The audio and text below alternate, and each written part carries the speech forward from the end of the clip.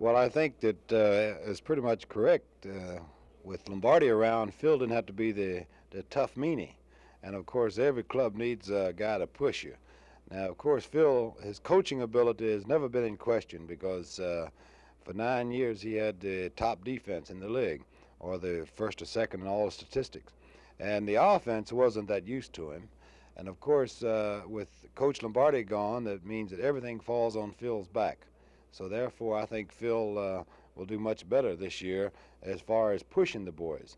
I think Phil is tougher to work for as far as physically than Vince Lombardi because Phil pushes you to beyond your endurance, and it's been a real pleasure playing for Phil. And I think that we're going to miss Lombardi as a person. He's an interesting person to have around, even though you're sweating all the time. He is. In fact, when he walked into the room, everybody was quiet, and the record speaks for itself. I don't know how he's going to do in Washington. Uh, it's interesting to speculate on whether he or Nixon's going to be the boss of Washington.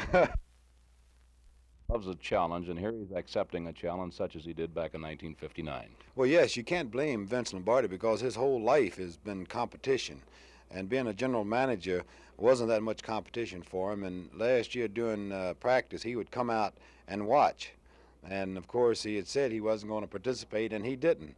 But he would come out there and just watch, and you just see he was miserable because he likes to move the big men around and tell us what to do, and he likes to meet the challenge, and I think this is a good thing for him. I didn't expect him to stay around unless he was back into coaching.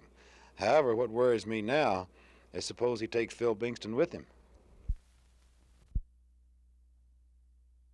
Of course, you read a lot of stories about Vince Lombardi, how tough he is with the players, and how you fellows were all quiet when he walked in the locker room. Are most of those true stories? They're absolutely true. I can vouch for that. He's tough. He's a tough disciplinarian. But I think you have to be in order to win. And I certainly, we didn't put up with it. We enjoyed it as time went on because we knew the type of guy he was, and we knew what we had to do in order to win for him.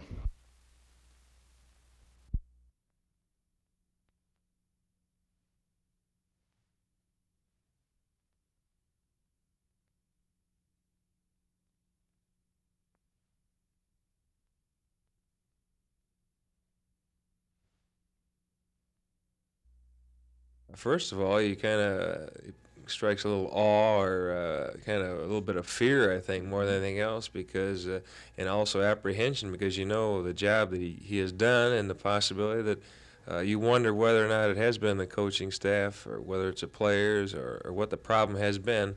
And certainly, if there's a problem, I guess he's the man to cure it. So it's apprehension and anxiety just to see what possibly could be done with our situation out there. Now, I know all Packer fans are familiar and have heard about the type of camp and the type of team Vince Lombardi runs, and I know you people in the NFL and other teams are also familiar with it. Is this going to be a great departure from the way Otto Graham ran things at Washington? Well, in a certain respect, I think it will be. I think Mr. Lombardi is quite dedicated to conditioning and exercises, and Graham, on the other hand, is also exercise conscious, but we work very long. We work for 2.5 hours on the field, which is, as I believe in Lombardi's terms, is too long a period of time. He feels about an hour and 15, hour and 20 minutes. And after that period of time, your mind begins to wander and you make mistakes, and the practice is, for all intents and purposes, kind of destroyed from that point on. So I think that it's going to be hard work for the time we're out there, but I don't think it's going to be as long.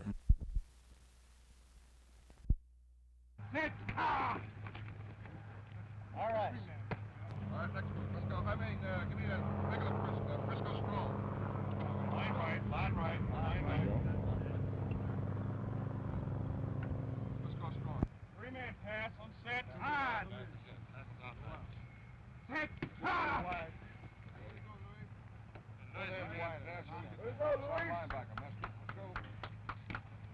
All right, fan. Fan right.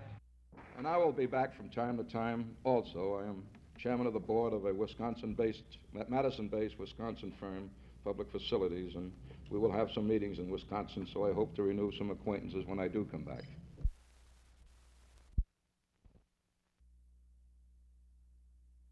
Vince, I want to publicly thank you to our viewers for the wonderful 10 years of exciting football you gave us, because you actually brought us back from the brink of disaster back in 1959 through to last year. Well, thank you for being so kind and tell me that, but I think I owe a debt of gratitude too to Green Bay and to the players and to the pack of people. I'm speaking, of course, of the pack of board of directors and the executive committee, in particular Dominic Olenichek and the executive committee.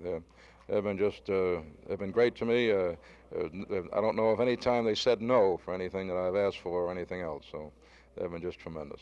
I think some of the people, Vince, who have followed you so very closely realize the difference of age now going into a new field, a new team. For example, when you reported here, you were only 45.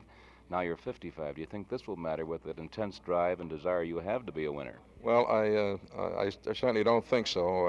I think one of the reasons I made the decision was that I found one thing to be true, that I'm the same man I was 10 years ago.